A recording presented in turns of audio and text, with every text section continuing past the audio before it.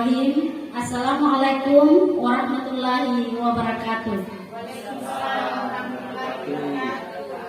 Yang terhormat Bapak Kepala Sekolah SD Negeri 3 Oting atau yang mewakili, yang saya hormati para ibu dan bapak guru.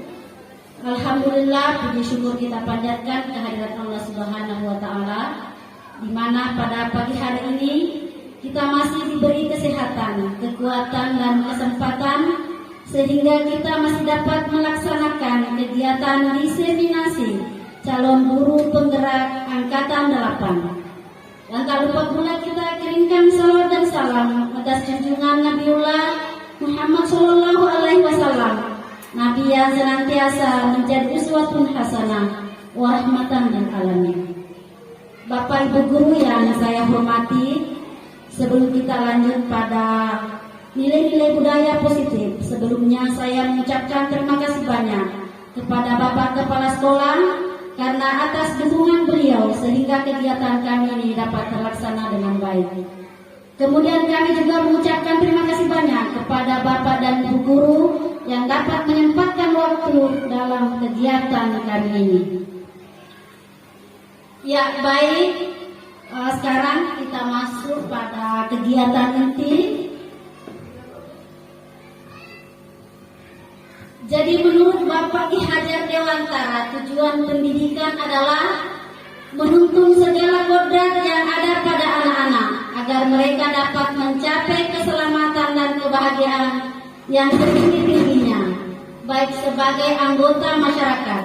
Oleh sebab itu, pendidik hanya dapat menuntun tumbuh atau hidupnya kodrat yang ada pada anak-anak agar dapat memperbaiki lakunya, bukan dasarnya hidup dan tumbuhnya kodrat anak. Ya, jadi maksudnya di sini kita selaku pendidik atau guru hanya menuntut atau mengantarkan peserta didik kita untuk mencapai apa yang diinginkan.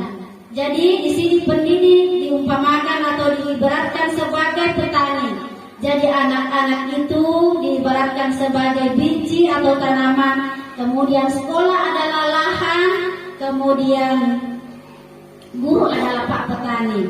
Jadi kalau lahan atau sekolah yang baik, meskipun biji tanaman itu kurang baik, tetapi kita siram dengan baik, kemudian diberikan perawatan yang baik, maka akan menghasilkan suatu bibit yang unggul. Ya, kemudian selanjutnya kita masuk pada budaya positif. Jadi budaya positif di sekolah yaitu nilai dan kebiasaan di sekolah yang berpihak pada murid agar mereka dapat berkembang menjadi pribadi yang kritis, penuh hormat dan bertanggung jawab sesuai dengan profil pelajar Pancasila.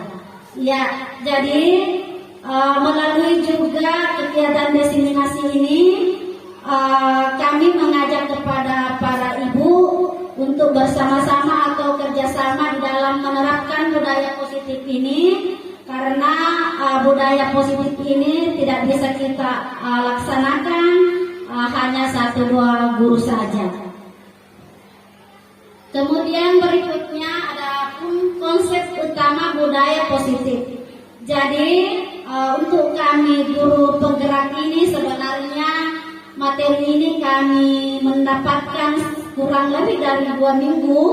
Namun pada hari ini kami berbagi pengalaman saja sekitar 1 jam ke depan. Jadi ada 7 konsep utama budaya positif, yaitu pertama perubahan paradigma belajar. Kemudian ada disiplin positif. Kemudian ketiga ada kebutuhan dasar manusia. Kemudian yang 4 motivasi perilaku manusia. Dan yang kelima restitusi atau posisi kontrol guru. Dan selanjutnya keyakinan kelas. Dan yang terakhir adalah segitiga restitusi. Ya, sekarang kita lihat dulu apa itu perubahan paradigma belajar. Jadi dalam membangun budaya positif, sekolah dapat menyediakan lingkungan yang positif, aman dan nyaman agar siswa mampu berpikir, bertindak dan mencipta dengan merdeka, mandiri dan bertanggung jawab. Kemudian disiplin sangat berkaitan dengan kontrol guru terhadap siswa. Ya, jadi untuk menerapkan budaya positif ini kepada peserta didik kita tidak lepas dari kontrol kita sebagai guru. Kemudian berikutnya ada di sini ada bentuk permainan. Jadi di sini Anda dan teman Anda akan melakukan kegiatan cobalah buka. Jadi Anda di sini adalah sebagai A, tugas Anda adalah mengepalkan satu tangan Anda.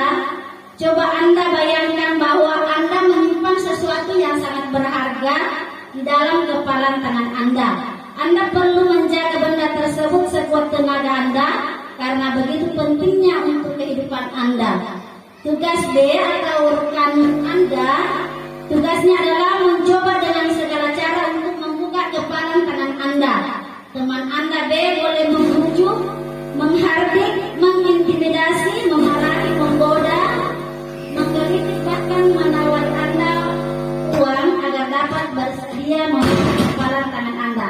Jadi di sini kita ceritanya dua orang.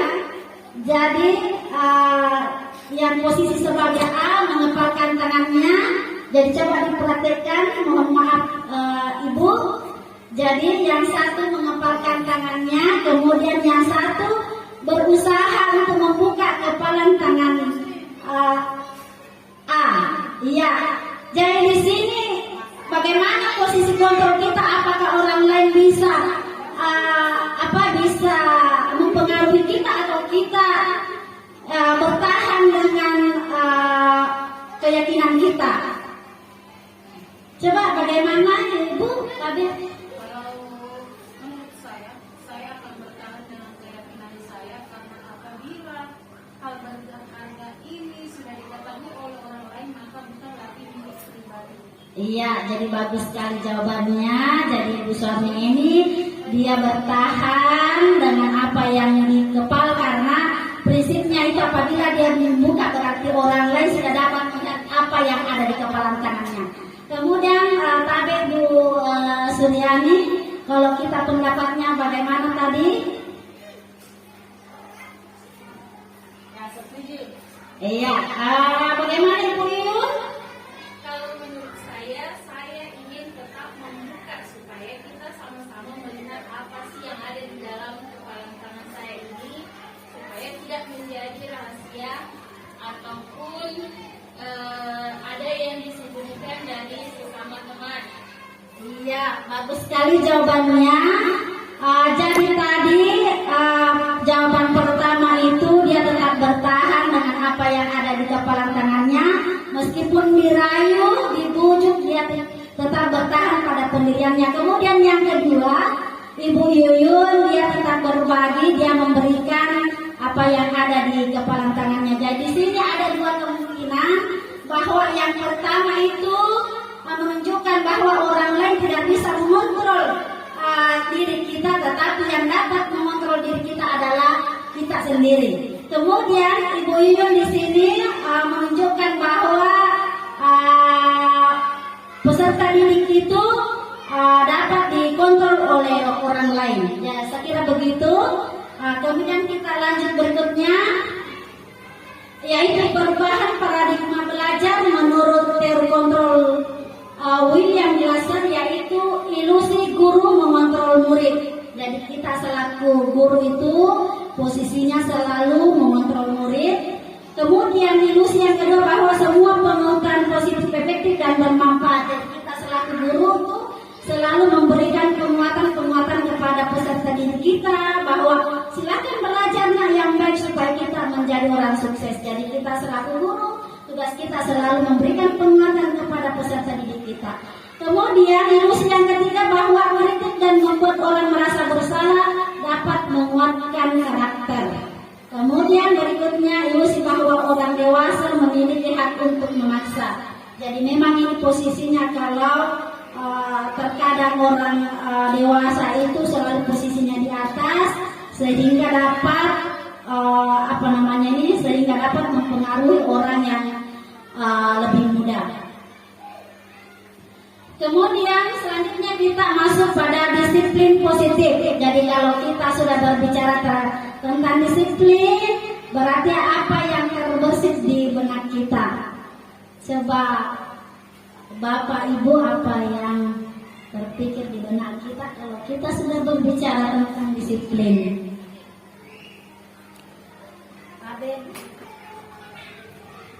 Oke, terima kasih atas kesempatan yang diberikan. Kalau menurut saya di sini disiplin adalah patuh, di mana kita melakukan apa yang sudah ditentukan, atau misalnya ada kata tertib, patuh akan aturan tersebut, patuh melakukan apa yang diperintahkan. Oke. Terima kasih banyak Bu, jadi jawabannya bagus sekali. Jadi ketika kita mendengar kata disiplin, maka kita langsung teringat pada bahwa disiplin itu adalah satu kepatuhan. Tapi terkadang sebenarnya kepatuhan itu adalah suatu hukuman. Mengapa?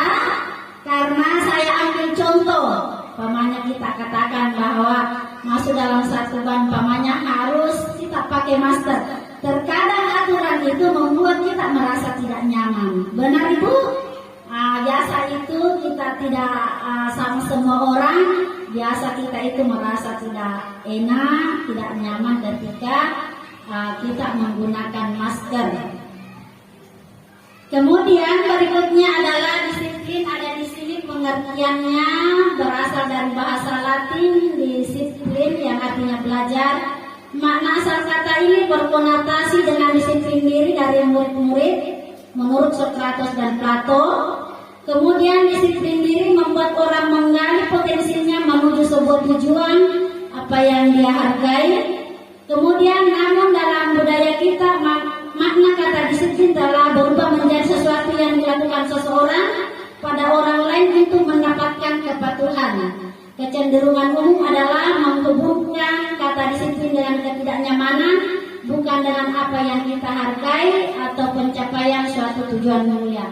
Ya, seperti yang saya jelaskan tadi, terkadang disiplin itu membuat kita merasa tidak nyaman.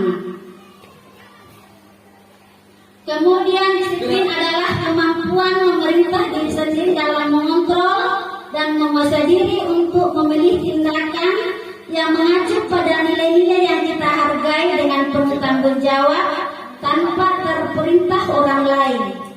Nilai-nilai yang kita hargai adalah nilai kebajikan atau sifat positif yang merupakan tujuan mulia yang ingin dicapai setiap individu, yaitu nilai-nilai dalam profil pelajar Pancasila. Ya, jadi saya kira itu yang kita tanamkan pada anak-anak kita dengan melalui kurikulum Merdeka. Ada istilah profil pelajar Pancasila, yaitu di mana profil pelajar Pancasila ini yaitu beriman dan bertakwa kepada Allah Subhanahu wa taala, berkebinekaan global, gotong royong, mandiri dan bernalar kritis. Kemudian berikutnya yaitu kita masuk pada kebutuhan dasar manusia. Jadi ada 5 ini kebutuhan dasar manusia. Jadi kapan anak didik kita atau peserta didik kita tidak terpenuhi salah satu kebutuhan dasarnya, maka dia akan dapat melakukan hal-hal yang menyimpang dari aturan. Jadi di sini kita lihat dulu realitas atau kebutuhan setiap orang berbeda. Kita harus memahami pandangan orang lain tentang dunia. Setiap orang memiliki gambaran yang berbeda. Jadi pada sebelah kanan ada di situ kebutuhan dasar manusia, ada kekuasaan, ada kesenangan, ada kebebasan, ada kompetensi, dan ada cinta. Jadi ada kebutuhan dasar manusia yang disebut dengan survival, yaitu bertahan hidup seperti makan, minum, dan tempat perlindungan. Kemudian ada juga kebutuhan dasar manusia berupa kesenangan. Kemudian ada berupa cinta, ingin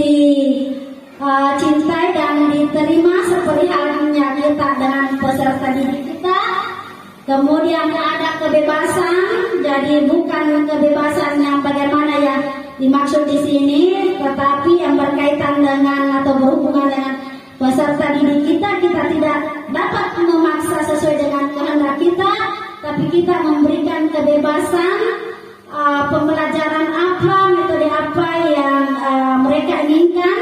Namun dalam hal ini kami belum dapat menyampaikan secara detail karena kami baru masuk di modul ini. Kemudian di sini kita lihat kasus kaitannya tadi dengan salah satu kebutuhan dasar yang tidak terpenuhi. Ibu Ria selaku guru kelas 3 SD 3 Uti sedang bingung menghadapi ulah salah satu murid di kelas bernama Fosan. Beberapa anak telah datang dan mengeluhkan Fosan yang sering meminta bekal makanan siang mereka dengan paksa. Jika Anda menghadapi situasi seperti Ibu Ria, apa yang Anda lakukan? Menurut Anda, kira-kira apa alasan Agus melakukan hal itu? Sekarang kita melihat jawaban Agus ketika tadi meminta bekal temannya, yaitu bisa saja pertama itu Agus lapar dan orang tuanya tidak membawakan makanan bekal siang. Jadi kita tidak boleh langsung menjustifikasi anak-anak, langsung memarahi, langsung menegur. Tapi alangkah baiknya kita panggil dulu, kemudian kita tanya kebutuhan dasar apanya tadi Agus ini yang tidak terpenuhi sehingga dia mengambil atau meminta bekal temannya. Pertama tadi itu adalah Agus lapar dan orang tua tidak membawakan makanan bekal siang.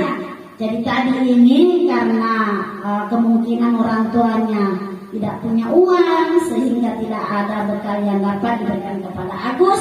Jadi kebutuhan dasar apa di sini yang dipenuhi adalah survival, yaitu bertahan hidup. Karena kalau dia lapar otomatis dia meminta kepada temannya. Kemudian jawaban yang kedua bisa saja teman Agus jadi perhatikan Agus. Karena Agus ini selalu meminta, akhirnya dia minta perhatian. Jadi di sini kebutuhan dasar apa yang ingin dipenuhi oleh Agus adalah love and belonging, yaitu rasa cinta dan ingin diterima. Kemudian jawaban yang ketiga, dia merasa hebat karena temannya jadi merasa hebat dan menuruti keinginannya. Jadi terkadang ada anak-anak itu karena dia merasa hebat sehingga teman-temannya merasa takut sama dia. Jadi kebutuhan dasar apa di sini yang dipenuhi oleh Agus, yaitu power, suatu kekuatan. Kemudian berikutnya bisa saja Agus menjawab tadi, Agus merasa bosan dengan bekal yang ada dibawakan orang tuanya karena selalu bekal yang sama. Jadi mungkin setiap hari bekalnya itu saja, menunya itu saja, sehingga dia mengambil punyanya temannya. Karena apa di sini kebutuhan dasar apa yang kurang yang tidak terpenuhi oleh Agus, yaitu freedom, yaitu kebutuhan dasar kebebasan. Dia ingin bebas, dia ingin lagi gonta-ganti lagi menunya. Dia bosan dengan menu yang sama. Kemudian yang terakhir adalah jawaban si Agus. Agus hanya iseng dan dia menikmati ekspresi wajah temannya yang kesal. Jadi terkadang juga kita dapatkan murid-murid itu yang suka mengganggu temannya. Kalau kita tanya kenapa kamu ganggu temanmu, nak? Tidak apa-apa sih. Kenapa? Karena memang modelnya dia suka temannya kalau menangis, dia suka temannya kalau cemberut, dia suka temannya kalau melapor sama gurunya. Jadi kebutuhan dasar apa yang mau dipenuhi di sini adalah fun, yaitu fun itu artinya kepuasan. Iya. Jadi sekarang kita lanjut pada poin 4, semua perilaku memiliki tujuan, yaitu teori motivasi perilaku manusia. Tapi Bapak Ibu ada yang bisa memberikan apa itu motivasi, pengertian dari motivasi? Tabe? terima kasih atas kesempatan yang diberikan. Jadi motivasi itu adalah kemauan, mendorong, ya, untuk kedepannya lebih baik. Iya. Terima kasih banyak Bu, jawabannya sangat bagus sekali. Jadi motivasi itu adalah salah satu dorongan atau kemauan yang timbul dalam diri kita. Jadi di sini teori motivasi perilaku manusia itu pertama untuk menghindari ketidaknyamanan atau hukuman apa yang akan terjadi apabila saya tidak melakukan. Jadi terkadang itu kita termotivasi mempunyai dorongan untuk melakukan sesuatu hanya karena menghindari ketidaknyamanan. Umpamanya ada pelatihan, ketika kita tidak mengikuti barangkali apa kata Bapak Kepala Sekolah. Jadi kita di sini melakukan sesuatu atau kita terdorong punya kemauan hanya karena satu ketidaknyamanan.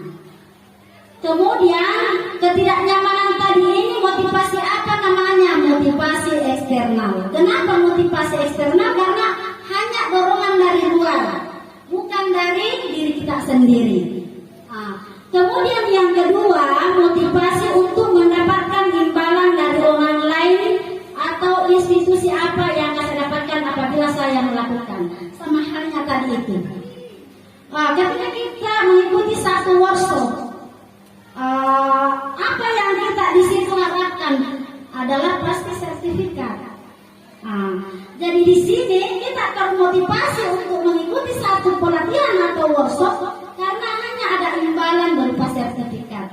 Jadi motivasi apa yang muncul di situ? Otomatis sama tadi, yaitu hanya motivasi eksternal berupa dorongan dari luar saja. Sementara yang ketiga, motivasi untuk menghargai diri sendiri. Saya akan menjadi seperti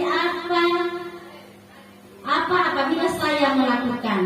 Jadi poin ketiga ini adalah merupakan motivasi yang lahir dari dalam diri kita sendiri karena kita menghargai diri kita sendiri.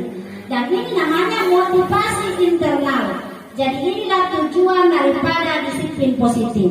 Jadi motivasi internal ini atau disebut juga dengan motivasi intrinsik adalah motivasi atau dorongan yang muncul dari dalam diri sendiri, bukan faktor motivasi orang lain. Jadi inilah yang menjadi motivasi yang berjangka panjang. Karena apa? Karena ada satu keyakinan yang muncul dalam diri sendiri. Tidak sama kalau hanya motivasi dorongan dari orang lain, itu hanya jangkanya sesaat. Iya. Jadi kami lanjut pada hukuman dan sanksi atau konsekuensi. Jadi di sini ada satu cerita atau ada satu kasus yang terjadi dalam kelas. Iva kurang menguasai pelajaran agama Islam, sehingga pada saat pelajaran tersebut berlangsung, dia lebih banyak berdiam diri atau menggambar di buku pelajarannya. Pada saat gurunya memberikan pertanyaan kepada Ima menjadi gugup dan tak sengaja menjatuhkan tasnya dari kursi serta tiba-tiba menjadi gagap. Dan pada saat dia berusaha menjawab, seluruh kelas pun tertawa. Ibu guru pada saat itu membiarkan teman-teman Ima menertawakannya dan ia sangat bangga dan malahan minta Ima untuk maju ke depan dan berdiri di depan kelas. Terkadang kita tidak sadari apabila ada peserta didik kita yang melakukan satu kesalahan, apa yang kita lakukan, seperti halnya tadi kasus ini. Jadi si Ipa ini sudah tidak bisa menjawab, kemudian teman-temannya lagi menertawai, kemudian ibu guru lagi menyuruh lagi maju ke depan kelas. Jadi pertanyaannya, apakah Anda setuju dengan tindakan? Jadi mohon maaf, saya tadi situ lupa ganti. Jadi apakah Anda setuju dengan tindakan ibu guru tadi terhadap IPA? Mengapa? Kemudian berikutnya, menurut Anda tindakan ibu guru tadi terhadap IPA apakah sebuah hukuman atau apa. Iya. Jadi di sini poin 5 kita kaitkan dengan restitusi atau posisi kontrol guru. Inilah mungkin kami di pendidikan guru penggerak barusan kami mendengar istilah ini, yaitu restitusi. Yaitu jadi sebenarnya kita sebagai guru itu ada posisi kontrol kita ada 5. Ada sebagai penghukum, ada sebagai pembuat merasa bersalah, ada sebagai teman, ada sebagai pemantau, dan ada sebagai manajer. Namun yang disarankan kepada kita, posisi kontrol yang harusnya kita laksanakan untuk mendampingi peserta didik kita adalah manajer. Mengapa? Karena terkadang begini, umpamanya ada salah satu peserta didik kita yang terlambat ke sekolah, dia terlambat datang, kemudian dia lagi umpamanya salah kostum atau salah pakaiannya. Apa yang kita katakan? Langsung kita mengatakan, itu saja kamu pekerjaanmu, Agus, umpamanya kamu tidak berubah. Kenapa kamu begitu terus? Mulai kemarin salah berbuat kesalahan. Jadi di sini adalah posisinya sebagai penghukum, tapi dengan melalui restitusi atau posisi kontrol guru ini yang kami pelajari, sebenarnya ada tahapan-tahapan yang kita lakukan.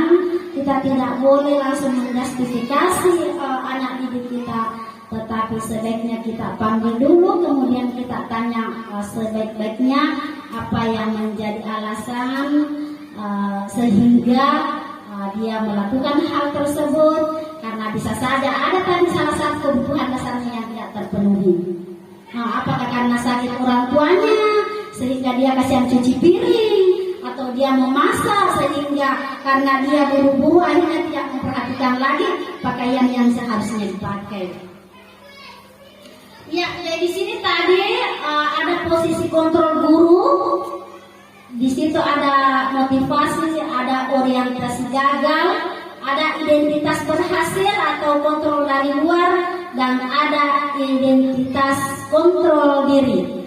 Jadi sekarang kita lihat pada kolom pertama di situ, ketika guru berbuat, kalau posisinya sebagai penghukum tadi, modelnya itu adalah dia menghardik, menunjuk-nunjuk, menyakit, bahkan menyindir. Jadi kita tidak sadari sebenarnya terkadang kita lakukan itu. Jadi sini posisi kita adalah sebagai penghukum sebenarnya, karena biasa kita menunjuk-nunjuk, tidak menyadari kita sudah menunjuk, kita sudah berbuat yang tidak baik. Kemudian tapi apabila di sini posisinya kita sebagai pembuat merasa bersalah, kita berceramah dan mengatakan kata-kata seharusnya atau ibu kecewa. Tapi nanti sebenarnya pembuat merasa bersalah ini terkadang kita membuat luka yang mendalam sama peserta didik. Karena meskipun kata-kata yang kita gunakan halus tapi sangat menyentuh. Saya saja sendiri terkadang mengatakan sama murid-murid saya dalam kelas, nah ruginya itu orang tua tak mulai pagi sudah disiapkan bekal, baru sampai di sekolah hanya main-main. Ilmu apa yang bisa dibawa pulang? Padahal orang tua sangat mengharapkan kita menjadi orang yang sukses. Jadi sebenarnya pembuat merasa bersalah ini terkadang kita membuat anak-anak terluka. Kemudian kalau selaku teman, kita membuatkan alasan-alasan untuk muridnya. Tapi terkadang juga ini kita lihat kalau kita selaku posisi kontrolnya sebagai teman, ada sebenarnya sisi negatifnya dan ada sisi positifnya. Mengapa? Sisi negatifnya itu kita dianggap biasa apa yang disampaikan, karena mungkin sudah terbiasa dengan kita. Tetapi kemudian nilai positifnya itu mungkin gampang kita mendekati, kita gampang menyampaikan. Ya. Kemudian pemantau menghitung dan mengukur, kemudian manajer. Ya, jadi manajer ini mengajukan pertanyaan-pertanyaan yang bermakna. Jadi kalau kita selaku manajer, kita dulu tidak langsung menjas anak-anak, tetapi kita dulu memanggil, kemudian bertanya baik-baik, kemudian kita menanyakan apa yang menjadi alasan sehingga dia berbuat demikian. Dan inilah yang disarankan posisi kontrol yang harus kita gunakan di dalam mendampingi peserta didik kita ketika dia mendapat masalah. Kemudian di sini ada guru berkata sebagai penghukum, kalau kamu tidak melakukannya, awasnya, rasakan. Iya, terkadang juga kita berbicara demikian kepada anak didik kita. Kemudian pembuat merasa bersalah, apa kata yang kita sampaikan? Sebenarnya kamu sudah tahu. Ibu lelah sekali mengatakannya.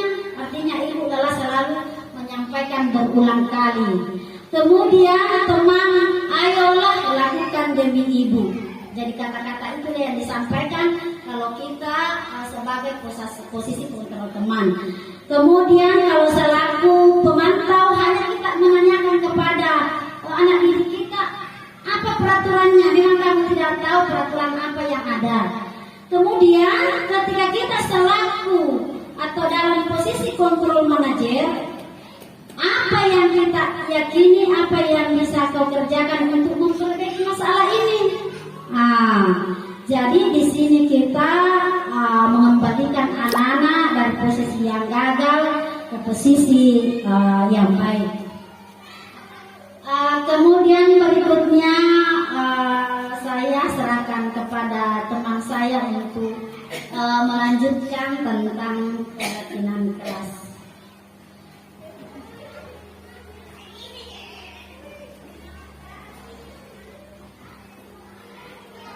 Bismillahirrahmanirrahim. Assalamualaikum warahmatullahi wabarakatuh. Baiklah, di sini saya akan melanjutkan tentang keyakinan kelas.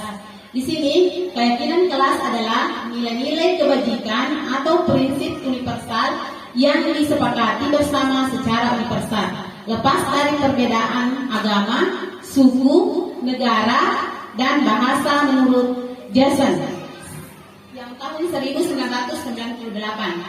Suatu keyakinan akan lebih memotivasi seseorang dari dalam atau instinktifnya. Seseorang akan lebih bersemangat untuk menjalankan keyakinannya daripada hanya sekedar mengikuti peraturannya. Jadi di sini keyakinan kelas berbeda dengan peraturan. Nah, di sini peraturan biasanya kita melakukan biasanya kata-kata itu seperti selalu kembalikan buku pada tempatnya. Biasakan kita memberikan menyuruh seseorang murid mengembalikan sesuatu pada tempatnya. Terus yang kedua, dilarang mengganggu orang lain. Yang ketiga, dilarang buang sampah sembarangan. Yang keempat, berdoa sebelum belajar. Dan yang terakhir, selalu berpakaian rapi. Di peraturan ini ada tertera pada tata tertib sekolah atau tata tertib kelas. Terus kalau keyakinan kelas, tanggung jawab. Di sini kita membuat anak didik kita untuk bertanggung jawab. Terus yang kedua, menghormati diri sendiri dan orang lain. Terkadang kita dalam membuat keyakinan kelas, kita menyuruh siswa kita atau murid kita untuk memberikan hal-hal apa saja yang bisa menghormati atau saling menghargai di dalam kelas. Terus yang ketiga, tanggung jawab. Kemudian ada religius dan disiplin.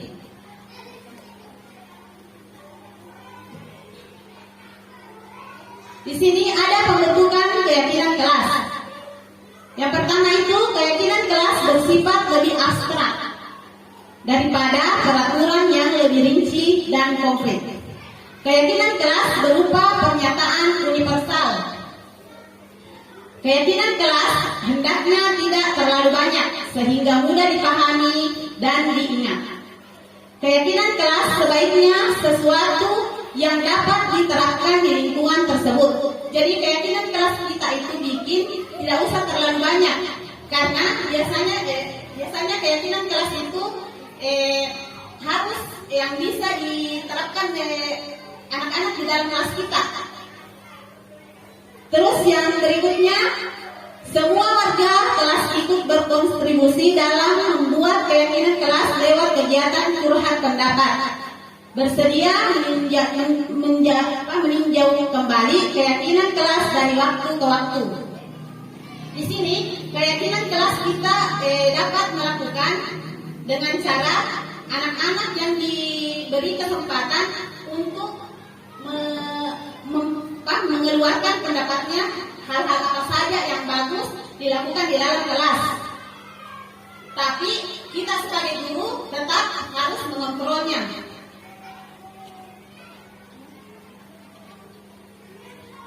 Sekarang di sini kita masuk di segitiga restitusi. Di segitiga restitusi ini, proses menciptakan kondisi bagi murid untuk memperbaiki kesalahan mereka, sehingga mereka bisa kembali pada kelompok mereka dengan karakter yang lebih kuat. Mulai restitusi guru pendapat, kita lihat yang pertama itu membantu murid menjadi lebih memiliki tujuan, disiplin positif, serta memuliakan dirinya setelah berbuat salah. Yang kedua, membantu murid untuk jujur pada diri sendiri dan mengevaluasi dampak dari kesalahan yang dilakukan. Di segitiga restitusi ini ada 3 hal yang harus kita terapkan. Yang pertama itu menstabilkan identitas. Di sini menstabilkan identitas, setiap orang pasti pernah melakukan kesalahan. Jadi kata-kata itulah untuk menstabilkan identitas. Sebaiknya kita memberikan kata-kata kepada siswa kita. Setiap orang pasti pernah melakukan kesalahan, atau mungkin kamu bukan satu-satunya yang pernah melakukan kesalahan. Terus yang kedua itu, setelah kita menstabilkan identitas, kita melakukan validasi tindakan yang salah. Kita melihat salah apa yang telah diperbuat oleh siswa kita, dan di situ bisa kita melakukan memberikan kata-kata, adakah cara yang lebih efektif untuk mendapatkan apa yang kamu butuhkan, atau kamu tentu punya alasan mengapa kamu lakukan. Terkadang kita memberi hukuman kepada anak-anak tanpa kita mengetahui kenapa dia melakukan hal seperti itu. Terus yang terakhir itu, yang ketiga, menanyakan keyakinan. Tadi kan kita sudah membuat keyakinan kelas. Setelah itu kita sebagai guru harus menanyakan keyakinan. Keyakinan apa yang sudah kita lakukan, yang sudah kita bikin di dalam kelas. Kalau anak-anak, contohnya anak-anak membuat kesalahan, kita bertanya, keyakinan apa nak yang pernah kita bikin dalam kelas? Contoh, dia ribut di saat yang main. Bagaimana nak keyakinan kelas yang pernah kita bikin? Anak-anak itu pasti tahu, karena dia yang bikin, dan dia sudah sepakat dengan keyakinan yang kelas yang sudah kita bikin. Otomatis dia tahu, oh iya bu, hal apa saja yang sebaiknya kamu lakukan setelah kamu tahu keyakinan kelas itu. Dia pasti akan merubah. Oh saya akan merubah bu, dan saya tidak akan seperti ini lagi. Nah, di sini ada tahapan segitiga restitusi. Di sini yang pertama tadi menstabilkan identitas. Jadi untuk menstabilkan identitas itu ada beberapa yang harus kita lakukan. Yang pertama itu berbuat salah itu tidak apa-apa. Jadi saat kita melakukan menstabilkan identitas, kita dapat bertanya kita dapat memberikan kata-kata kepada siswa kita bahwa berbuat salah itu tidak apa-apa nak. Yang kedua, tidak ada manusia yang sempurna. Yang ketiga, saya juga pernah melakukan kesalahan sepertimu. Yang berikutnya, kita bisa menyelesaikan ini. Terus, Bapak Ibu tidak tertarik mencari siapa yang salah atau benar, Tapi Bapak Ibu ingin mencari solusi dari permasalahan ini. Terus segitiga resolusi yang kedua tadi, setelah kita melakukan tadi mengidentifikasi menstabilkan identitas, kita melakukan validasi tindakan yang salah. Ya sebaiknya kita seorang guru, sebaiknya kita bertanya kepada anak-anak kita, kamu pasti punya alasan kenapa kamu melakukan atau melakukan pelanggaran itu tadi, atau melakukan hal-hal yang tidak sesuai dengan keyakinan kelas kita. Terus yang kedua, kamu patut bangga pada dirimu sendiri karena kamu telah melindungi sesuatu yang penting buatmu. Kemudian yang ketiga, menanyakan keyakinan. Di sini kita seorang guru harus menanyakan keyakinan kepada siswa yang keyakinan kelas yang pernah kita buat. Dengan cara apa yang kita percaya sebagai kelas atau keluarga. Yang kedua, apa nilai-nilai umum yang telah disepakati? Kan tadinya kita sudah membuat keyakinan kelas, jadi nilai-nilai apa yang telah disepakati di keyakinan kelas tadi. Terus yang ketiga, apa bayangan kita tentang kelas yang ideal? Pasti kita ingin mempunyai kelas yang ideal, yang baik. Terus yang terakhir, kamu mau jadi orang yang seperti apa? Kita bertanya kepada siswa kita, sebenarnya kamu mau jadi orang seperti apa? Otomatis anak-anak tidak akan, saya mau jadi orang yang jelek Bu, saya mau jadi orang yang salah Bu. Pasti anak-anak sudah tahu, oh ternyata ini hal-hal yang harus saya lakukan untuk menjadi orang yang lebih baik. Nah, di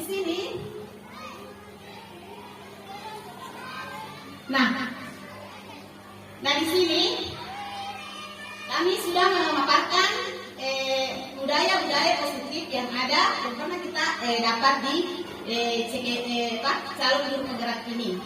Mungkin di antara teman-teman ada yang ingin bertanya atau memberikan masukan atau saran kepada kami.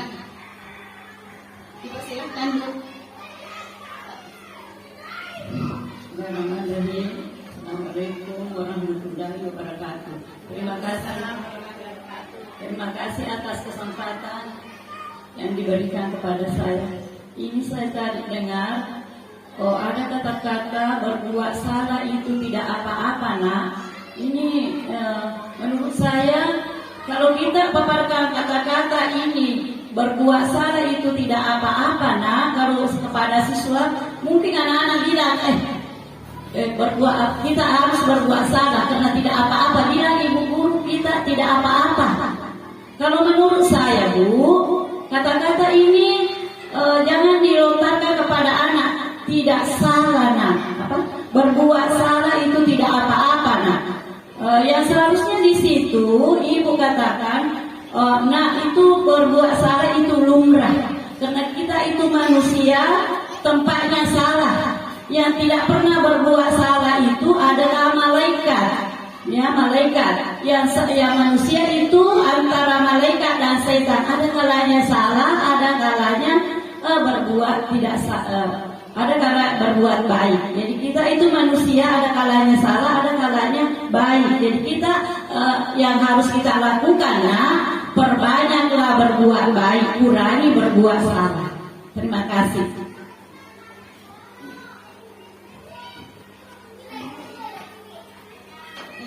Untuk saran dari Ibu, mungkin mau disangka sama teman.